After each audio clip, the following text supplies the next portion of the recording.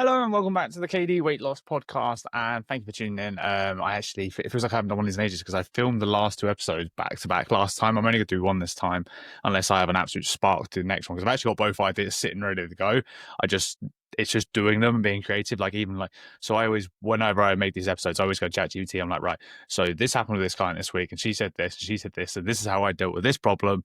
And then basically it helps me kind of like structure it over a time frame to give me prompts and stuff like that, because 9 times out of 10 when I have a conversation, because the wonderful part of a neurodivergent mind is your brain goes everywhere, just as it's already done at the very start of this episode. So basically, if you read the title, I'm using a game of Monopoly to explain to you how trying harder is not going to fix you, but also how I use my special rule set to help revive my clients' motivation. And basically this week has been super filled with kind of clients talking to me and also potential clients. Because recently what I've done is obviously I've designed my 4-week strong and simple program. The whole point being is I'm like, look, I've always talked about I want to help as many people as possible. I have my one-to-one coaching online, which is my main product. And yes, it's a premium service, but it's my most effective, in my personal opinion. I do very, very limited, like I only do 4 sessions a week of one-to-one and group coaching because I don't have that time anymore. Also, I find it just, without being rude, I love it as much as I do, but I realize how much as a neurodivergent person, it actually used to drain me a lot. Like I used to be exhausted from social contact. So I love my short, sharp bursts with a real specific set of clientele that I choose to work with. So I'm really, really grateful to kind of have that. But yeah, with that 4-week strong and simple program, the whole point of it is like, well, how can I help people? Because I give away all this free stuff with the podcast. I give away this free stuff with YouTube. I give away free stuff with all my Instagram content. I'm like, what would actually give people a solution? Because this is actually a bit of a rant quickly before I start. The amount of people I see saying how ChatGPT and AI is going to take over the health and fitness space and how coaching is going to become redundant, I'm just going to say, go fuck yourself. And that's bollocks, because it is. That's just my blunt opinion. And the point is, I prove how my point basically is with that is they're like, ChatGPT can do your workout for you, write your calories and your protein, and essentially, progress it, that sort of thing. I'm like, yeah, of course, everyone can write your plan that's progressive and give you your calories from a calorie calculator. Fuck me, I have a free calorie calculator on Instagram, and I give away programs all the time and exercise tips all the time. And you can download them from anywhere. But you not having a plan and you not having your calories is not the fucking problem. It's how that's implemented. It's the special strategies to help you deal with the shit in your life. When you're constantly craving something, how do you acknowledge that craving? How do you allow yourself to have that craving? When you go on a holiday, how do you come back and recover from it and actually feel not shitting yourself? Because that's where the actual coaching is. It's actually teaching you the psychology and supporting you through those shit decisions. If you listen to my stories on Instagram yesterday, I sat for 40 minutes after a session talking to one of my clients, hearing how she's feeling really run down, basically because she's trying so hard and nothing's changing. That is the most common thing outside of the snacks in the office thing that I hear from women all the time. This is where coaching comes in. So yeah, back to my original point. This is why I made the 4-week strong simple program. It is a 4-week progressive program. It's the insight from a template. So I use like a template when I coach people, right? Because I typically coach people in full body. So in a full body, you need X, Y, Z on each day, right?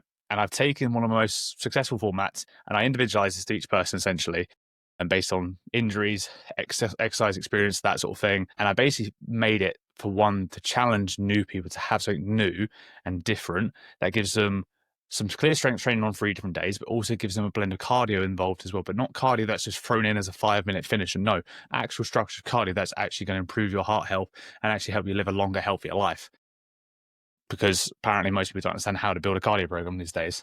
But I made this program. I was like, that's not enough. So I made a custom walkthrough of every single workout, literally walking you through each exercise, what you're supposed to do in each exercise, how you're supposed to do it, what kind of weight you should do, what it should feel like, what it should look like, every single exercise and every single workout for 12 full sessions, because that's the level of detail you should expect, okay? And I'll do that in my one-to-one check-ins with my clients. I'll break their workouts down every single week to make sure they understand. Because if you're a woman and you go to the gym, I bet you've had gym anxiety and you've sat there and frozen and like, I don't want to do that because it's busy, or I look like an idiot, or I feel stupid. This is the level of detail you need from a program, not just a program. You need a program with detail, program with support and care. So I've done all that. Then I spent God knows how many fucking hours recording YouTube videos of frequently asked questions for people currently on my program, right? About what weight I should lift, how I should train when I'm not motivated, how do I know I'm working hard enough? All those sorts of questions. I made anywhere between 5 to 13-minute videos for them, explaining in detail with solutions, with tips, with kind of little tricks and hacks and stuff like that of how to do these. So you get all that sort of stuff, plus my protein guide, plus my guide on how to lose weight the right way, doing absolutely everything correctly this time. All of these pieces, just 30 quid. So I made this to make this argument with ChatGPT is to go do one, because you don't need a plan. And if you just need a plan, here's a better plan, because it's actually personalized to the point where you have support nearly to the extent of a one-to-one program, but you don't have the commitment of a one-to-one program, but you have something that will show you what it should feel like to be coached. So hopefully, if that's of interest to you, just comment, just DM me the word on Instagram for WSS, or you can drop a comment in Spotify or Apple Podcasts as well, and I'll see it as well. And I'll send it over to you, and I'll answer the questions you have, because again, I know this is going to be quite tricky, but I want this sort of thing to be able to help you. So moving back on to my thing for today, before I carry on with my rant anyway, that turned into a bit more of a plug than I wanted it to be. But again, it comes from a real genuine place, because I'm sick and tired of people just using ChatGPT, AI, things and just thinking it's going to work. It's not. I'm going to hammer the wrong point home here today. So look, I've been working with one of my clients this week, and I shared a bit on my stories. I think it was Monday, potentially. Essentially, she shared me a message explaining that she's come back from a holiday. So she's had a few holidays this year. She's been away to Canada, she's been away to Paris. She had a really, really wonderful time. And she's actually really, really well, like, she's well trained. She's been trained solid for a few years. She's got a good lifting experience, has got good nutritional background as well. So she doesn't need me in the way that she needs to know what to do. Like, this girl knows how to lose weight on her own. She doesn't need me for that. She actually needs me to help her navigate the challenges she has in life, because she's a shift worker as well, because she works as a nurse. But she came to me saying, and this is something you might have said to yourself before, so if you have, I hope you relate to this. She came back to me saying after a holiday, and I'm just going to read it here, so if my eyes drift, I feel flabbier, my energy's in the gutter, and I should try harder.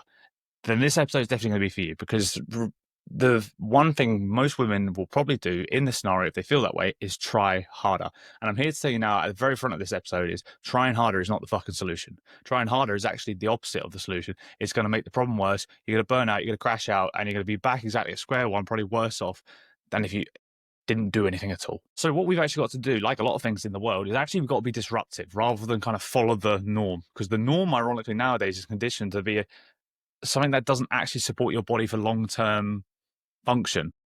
The norm is 6 to 12 week weight loss programs, shred programs, bodybuilding-esque programs to get you photo shoot ready and all that sort of stuff, which is wonderful for the one-off moment. And I'm not discrediting how that would feel. But there's a reason I haven't done a photo shoot, because I don't believe it's actually the standard you should be achieving. I believe the standard, if you're like me, which I believe a lot of women I work with are, because that's why we relate a lot, you're someone who has more responsibilities than you care for.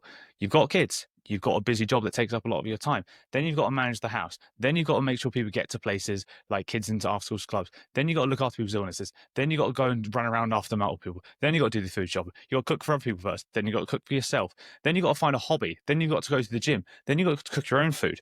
There is so much stuff in the day-to-day that you don't have that luxury to do that sort of stuff, nor do you want to, because again, at this point in time, you're probably thinking, my body's fighting against me. I've now got more belly fat than ever. My hormones are fucking up the wall, and everyone's trying to sell me a product to balance my hormones.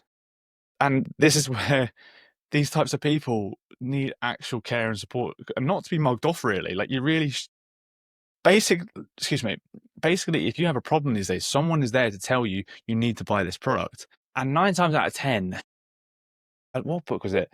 I was listening to a book, basically, and it's like, it was explaining the whole idea, like, we all sell water, essentially, but if we all sell water, we'll all be the same. So all we got to do is we've got to patent it. We've got to make it unique so we can put our spin on it.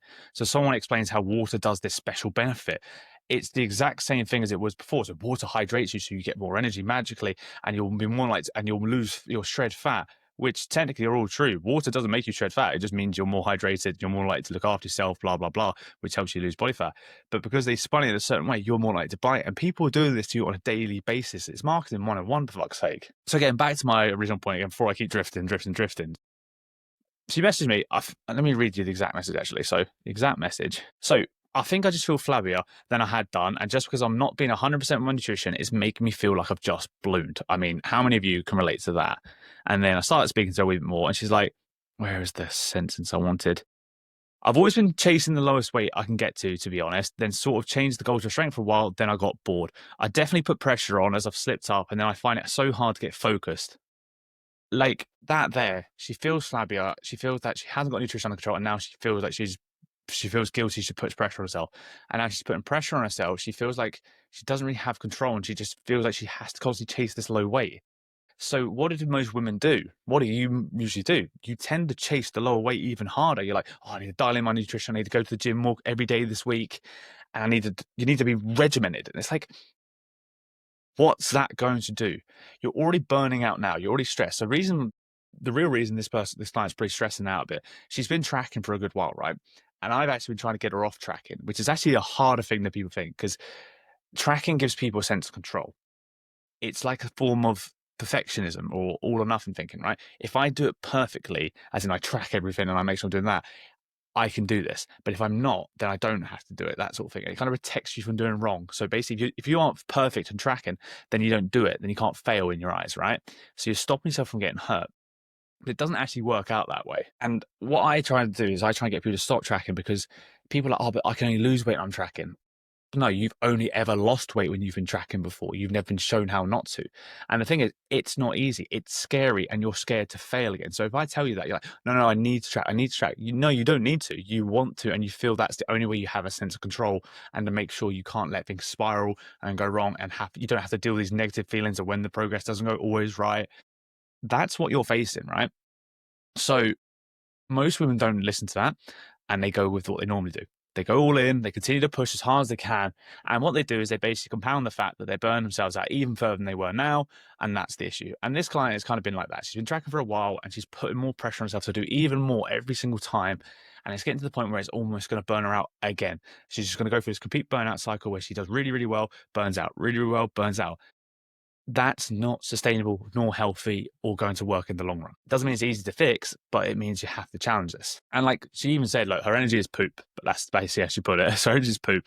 So this is how the spiral essentially goes if you want a real simplified version of it. You go on holiday, you've got less structure, you then start to feel guilty because you've got less structure and you feel a bit more chaotic. Then you're like, right, I need to get back on track. You start trying harder, you burn out, and then you eventually give up, because if you're not doing it properly, why would you bother doing it at all? That's basically what happens, okay? We need to twist the arm on this a wee bit and kind of change the perspective. So trying harder is not going to fix this. It's really not. It's actually what gets you into this mess every single time. And if you're someone who's been stuck in this cycle for 5 to 10 years, it's why you're still fucking stuck. Because you keep doing the same shit. You keep trying the same thing. And although you've tried different diets, you have not tried something new. A different diet is not something new. A different diet is just the same thing spun in a different shell. Okay, it's the same shit packaged differently. So you just keep polishing that turd over and over again. And now you blame the fact you're like, I have no motivation, I have no fucking energy. No wonder you have no motivation, because again, we talked about it before. Motivation is action that gives you results, that gives you motivation. When you keep doing the same shit that does not give you results properly and the results you want, then you can't get the motivational boost. You can't get that dopamine hit of achieving something. So then you don't want to take any more action. Then you don't want to get any more results. Then your motivation just go bang, bang, bang, bang. It just sucks the fucking life out of you. And no wonder you feel you have no motivation. Again, we have to work beyond doing everything with motivation. There's not like, there's that running joke in the moment where it was like, you not brush your teeth today? I wasn't motivated. Do you want to go to work today? No, I'm not motivated. I know it's that running joke. But outside of that, you're killing your own motivation by doing this cycle. So you've got to break it. And the easiest way to explain it is this chasing the lowest weight. This is probably the biggest reason your motivation is dying and being destroyed, essentially. Chasing the lowest weight. The lower weight you are, by the way, the harder your body fights against you to stay away from that lowest weight, because your body's designed to maintain balance. The more you put yourself into a deficit, okay, a harder, aggressive deficit, your body makes you want to sit down more. It makes you hungrier. It makes you tired. All these things make it harder to lose weight. So the harder you push, the harder your body puts back. If you're someone like me who's ever dealt with depression or anything like that, the harder you push your feelings down, the more they push themselves out. They start to kind of resonate in terms of like your actual body, in terms of shakes, panic attacks, stuff like that. Your body will find a way to make you listen to it, whether you want to listen to it or fucking not. In women, that could be loss of a regular cycle, for example. That could be the inability to get pregnant. That could be the inability to regulate your cycle entirely. There's way more things than beyond what I've just said. But these are just, even after menopause, you might have more severe menopausal symptoms again. These are just a few of the things that can go wrong if you do not respect your body right now. The only way I can explain the chasing the lowest weight thing in an analogy is it's like gambling, right? you don't have any control over the final number that comes on that scales. You can put all the effort in you want, but you cannot control the number on that scales. You can't. All you're able to do is put the coins in the machine, in that little like spinning machine in Las Vegas, pull the handle and watch those things spin and just watch it happen. Sometimes you win and you get a new low weight, sometimes you don't. More often than not, though, you don't get the result you want. And the more money you put in, the more you drain, and eventually you walk away because you're broke. That's actually a better analogy than I thought. Just made myself proud there. So this is where the monopoly concept comes into. I don't know if I'm actually going to call it my monopoly mindset or something like that. I don't know. I'm gonna have to brand it or something. It's very simple, but like you got to make names these days, isn't you? So I introduced my client to this rulebook concept, right? And the primary purpose of this is making yourself feel as good as fucking possible. Because you already feel like shit. You already feel drained. You already feel like crap in your body. You feel poop, whatever you want to feel. You feel that way. So what's the point of doing the same stuff and chasing the weight that's going to keep making you feel like shit? Why don't we actually repurpose everything you're doing into making yourself feel as good as possible? More energy, stronger, fitter, healthier, faster, more awake, more happier, more content with life. Why don't we focus on that, right? You ever the mindset, right? It's called the Monopoly mindset, by the way. We've all played a game of Monopoly. If you haven't, what the fuck? We've all played a game of Monopoly, right? Someone is always a cheating bastard, particularly the banker, right? Someone always is a cheating bastard, and then everyone comes up with their own rule set and it's like, no, you meant to do this. No, you meant to do this. No, you meant to do this. Then all of a sudden, someone pulls out the rule book and you read it, and even though it's written in that, we all disagree with it. It's like, no, that's what the rule says. That's the law. Fuck your house rules. My house rules are right, by the way. When you land on free parking, all the fines should be paid to there, so I get all that money. But the point is, you have these rules to give you structure, to give you guidance. They are boundaries. Again, if you've ever done any mental health work, boundaries are things that guide you through life. They're not super strict and controlling. They're there to give you something to fall into when things get tough, that stop you exceeding what you want to do, and you keep you in line with what you want to achieve. These are a personal and adaptable set of rule set, okay? And everyone is different. They'll have very similar sort of things, right? But based on the person who their lifestyle is, it'll be a bit different, okay? It's not about restricting yourself, by the way. Anything restriction related typically tends to end negatively in the long run. Short term, it's absolutely fine. Long run, it doesn't really work. This is about directing you in the right direction, okay? That was a really terrible sentence. Fuck me, my English teacher would have definitely agreed that I was cheating when I got an A in my English and I still got accused of cheating. It was great. But yeah, the idea is they create boundaries that basically support your energy, your mental health, and actually give you better choices quicker. Because again, decision fatigue is one of those things that fucks you really quickly. If you don't know what decision fatigue is, it's the more decisions you have to make in a day, the more drained you are. So if you're already fucked already, the more decisions. How many times have you got, say you got 3 kids, if every single one of them says, what's for dinner, and they all want something different, but you have to think of each one, how boring and tiring is that? Here's a couple of examples, right? The idea is to think how this is similar to what you're already doing, but how we frame it is different, right? So if you're tracking calories and protein at the moment, very, very common, by the way, track your calories, track your protein, right? And when I do that with people, I do tend to have my rules in place to help people guide them a bit better. But this is how you would do it without the calories and tracking, but you'll see how they link together. So for example, 1 serving of protein every meal, and it must be a fist worth, okay? So a fist size portion of protein, okay? Everyone's hand is relative to their body. You must have a source of protein at every meal. And I typically say it comes from the food, right? Like the main food. So, for example, if I'm having a sandwich, right, I know there's protein in the bread, but I'm like, no, the main protein source, the chicken, the ham, whatever it is, that needs to be 1 full serving, 20 to 30 grams roughly, okay, which is roughly a palm size worth, okay? 5 servings of fruit or veg before you're allowed your treat. I really like this one, right? And it sounds really restrictive at first, but actually try and do it because I do this a lot of myself, okay? And this is how, by the way, this is how I live my life. 5 servings of fruit and veg before you have your treat. So basically, I'm really bad for not having a lot of fruit and veg throughout the day until I get to my dinner. Then I tend to smack all my veg in at once. But the idea is that you have a treat lined up for the day and it's already pre-planned in your head. I want this crunchy bar, I want this whisper bar, I want this Yorkie bar, whatever it may be, right? You must have 5 fruit or veg. So I might have a handful of strawberries, a handful of raspberries at breakfast. At lunch, I'll have an apple. At dinner, I'm going to have a handful of spinach, a handful of green beans. I've now had my 5. I've earned the right to have my treat. You don't have to restrict yourself, but it's basically saying like you're going to do more stuff to get goodness in your body before you have your treat, right? And the point of it is actually, if you do this stuff, it's more likely to fill you. It's more likely to make you healthier. It's just to look after yourself more before you have something you just want. Because the stuff that we eat typically day to day is meant to basically nourish us, make us feel fuller, and look after our bodies. The treat stuff is nothing to do with fullness. The treat stuff's just so it's like that little hit in the brain. It's like dopamine. It's like, fuck, that's what I needed. That I really was craving that. I really enjoyed that. That's what that is. I hate it when people get the idea of being like, oh, but that won't fill me up when you say how much of a treat they can have. It's like, no, but the point of the treat is not to have it to eat it so you feel full. The point of a treat is to eat it so you feel good, because the first bite of every treat you have is the best, hands down. Every bite after that kind of gets a little bit less impressive because it kind of becomes, it's like diminishing returns. That's the idea of it. So that works really well. The other one I like to do is, again, structures and rule sets and stuff like that. The one treat a day. Okay. So one of the most common ones I see when I first see someone's MyFitnessPal or anything like that is they typically have 2 to 3 different treats a day. There's nothing wrong with this, actually. It's just harder to keep track of, right? So, for example, I've had clients before where they'll have a cinnamon roll at the beginning of the day. Nothing wrong with that. They'll have a nice, good breakfast alongside it. At lunch, then they'll have a chocolate bar with their lunch. Okay, not too bad. And then they get to dinner, and then they have another snack in the evening. And it's like, there is nothing wrong with doing that, right? It just makes it harder, because that cinnamon roll could have been 250 to 300 calories. That chocolate bar could have been 100 to 150 calories. Then you have the, what was the one I just said at the end? I don't think I said one in there, but then you have another one. There's about 600 to 700 calories there alone, right? And if you have 1,600 calories to eat in a day, that is, I can't do the maths, and let's call it 700. Half, that's about 40% of your daily calories in snacks, right? So doing this one treat a day thing, and I did a post on it last night, basically just pick one snack between 200 to 400 calories, depending on the person's size of you. So the bigger you are, the higher calorie deficit you have. So like the bigger the calories you have, sorry. So you have like 1,800 calories, you might be like 300 to 400 calories. If you only have 1,500 calories, again, depending on where you're at in your life, you might only have 200 calories. But the idea is you give yourself something every single day to have and enjoy that's within your range, but you just have that. The skill is deciding when you have it. There are people who go to offices, right? Who work in offices, really common. There's snacks on the table, right?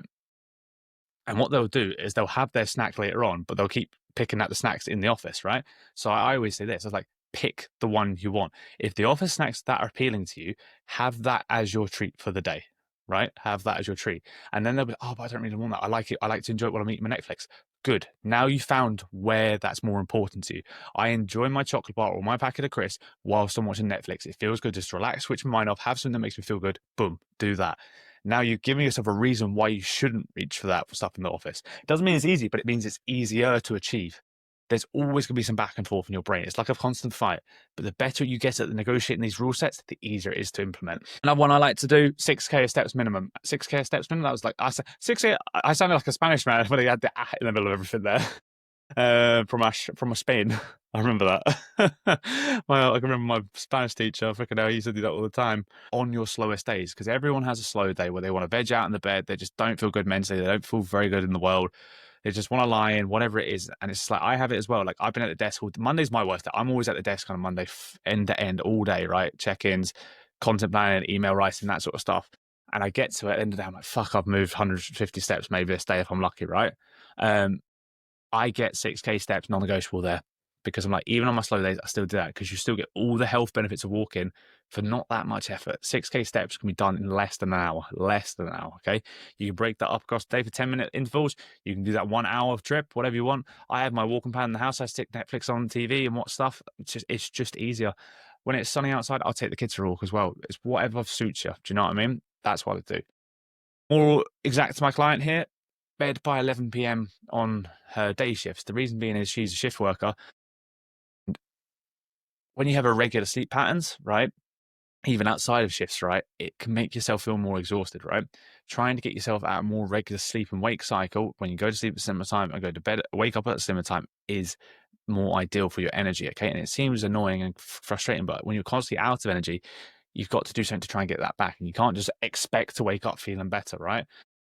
I've started getting in the routine of kind of falling asleep by about 11:30, waking up for about 7. That seems to be working quite well for me. It's a really underrated one, I think, and lots of people neglect it because they are hectic in that.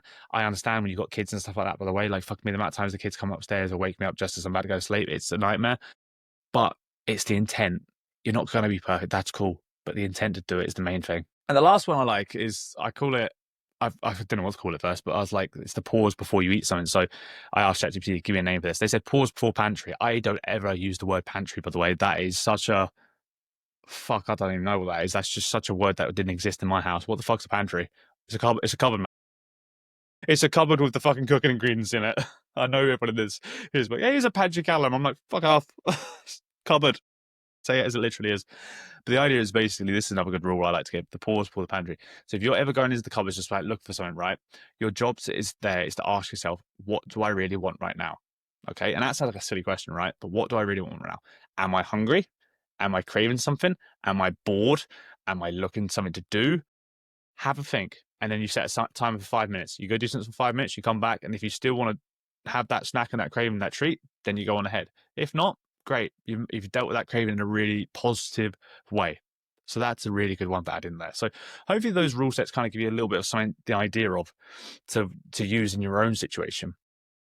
And the big thing here is, and this is where it's just really important, I think I'm trying to think of a scenario where this is important, but you earn the right to be more flexible with these. And maybe think of a job, right? When you start off, you've got to be squeaky clean, do everything right. You're under a lot of pressure because people are often watching you to make sure you're not doing fuck ups. And then later on down the line, you get a few more 5-minute breaks here and there. You get to wander around, have a little bit more luxury because they know you'll get your work done, that sort of thing. I'm trying to think of a better example than that. Maybe even when you're driving, like when you're first driving, you're 2 hands on the wheel, 10-2, that sort of style. You're proper every over the shoulder and all that sort of thing. I always still look over my shoulder, by the way, but you're really regimented like that. And then over the time, it's just you go to one hand a bit more. You kind of press the clutch down a wee bit more. You're still driving properly. You just kind of do it in a different way, if that makes sense. That's a little bit more efficient and less stressful, if that makes sense. So with these rule sets, the more you do these rule sets, the more it can be flexible. So you have these rule sets in, and it's like, right, okay, now, for example, the 6K steps day, and you've had an absolute arsehole of a day, and you just don't want to move at all. You know what? 4.5K will do that day because you have the ability to regulate the emotions that come from not doing that massive goal. But you also know that's going to be a one-off in maybe 2 to 4 week period. Do you see what I mean? So a bit of flexibility in it. And I think that this is the be all end all here. And I wrote this quote down for this reason. If you feel like shit, it doesn't matter what the scales say. I'm going to repeat that for you, by the way. If you feel like shit, it does not matter what the scales say. You're not going to make good choices. You're not going to feel in control. And that's why I always say chase energy first. Your weight loss will follow, especially if you're so drained from chasing the lowest weight. Again, I spend a lot of my time trying to get women out of tracking and out of chasing low weight and actually fueling themselves more of a maintenance sort of style lifestyle, more maintenance style lifestyle, because that sort of energy actually helps you feel better. And you realize actually you're not trying to shrink yourself. You're not trying to be the skinniest version of it. You want to be like shaped and toned and that sort of feeling. And that actually requires fueling and feeding yourself and building muscle, which is harder than people think.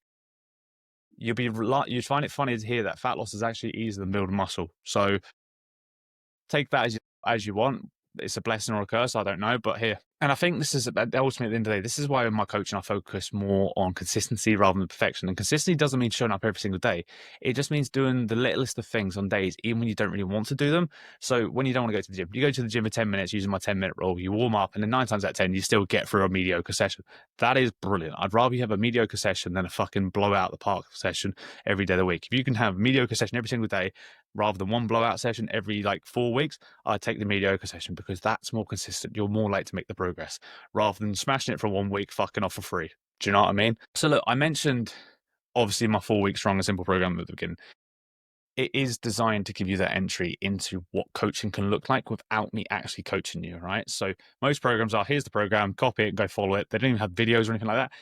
The beauty of this is this is delivered in my app. So the app that I use for my one-to-one coaching, the exact app where it gives you your exercises, it makes it really easy to see everything. You get to store your workouts for the first 4 weeks, and you keep the storage afterwards. But you get to store the workouts so you can see what you did previously. You get all the videos to show you how to do them. You get all the instructions from me. You get the custom walkthroughs. You get the YouTube playlist. You get all the nutritional support PDFs that I mentioned before. All of that for £30.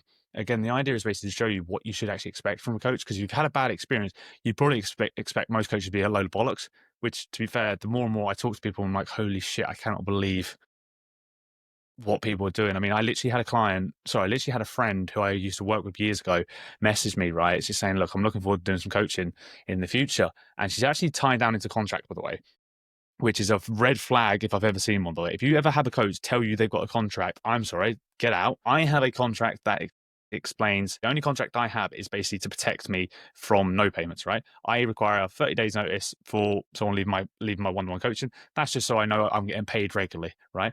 But I never contract someone to stay in coaching, right? Never, ever do I do that. Mine is a cancellation policy. That's all mine is. most people do 6 to 12 months coaching contracts, and it's just a red flag because it's like they're chaining you down whether you want to be there or not. I have a firm belief that if you don't want to be here, don't be here.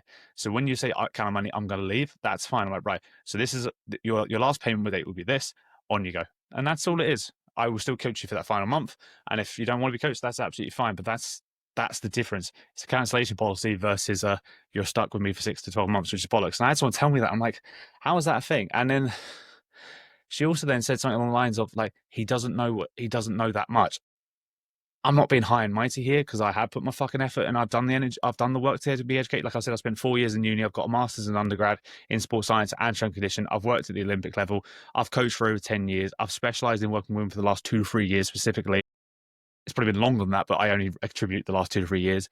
I've done the groundwork. I've seen the problems. And I've made solutions. And now I've made this program to solve the next problem, which is to build trust with people because everyone else keeps fucking ruining their trust. So again, I said this before and I'll say it again. If you really are interested in just having a little look at it, want more info, just DM me the words SS or comment it below anywhere where you're listening to this. And I'll send you more info and I'll send you the link anyway. And hopefully that will actually help you. Yeah, like this is also why I do the podcast. I want you to have the insights to how I would coach you because whether you sign up with me or not, I don't mind. As long as you come away from my podcast or my Instagram page, you're like, that was really useful. Again, another person the other day came onto my page and like, your page is super, super useful. That's all I want. You do not have to buy from me. As long as I've helped you and you realize how much easier this can be with the right support, whether you work with me or not, I'm cool with that. And this podcast hopefully gives you a good idea of my monopoly mindset, as I'm probably going to call it right now. Anyone else comes up with a better idea, please let me know. Oh, fuck, I'm getting really, really hungry right now. Look, I'm going to wrap up the podcast here. What I want you to do if you've listened to this, right, is like a little bit of a challenge. I want you to write your own rule book, right? I want you to pick 3 simple rules that will kind of help you feel more like you and just have more energy, okay? You can use the ones I gave for example. You can think a little bit further. You can even ask me a question. But I want you to make it focus on making you feel better, feeling stronger, feeling more complete, not shrinking yourself down further like you've always been taught. And if you do actually do this, by the way, one, I really would love it if you could DM me it, like what rules you went with. Like DM me the rule set you gave yourself. Post it on comment on the podcast.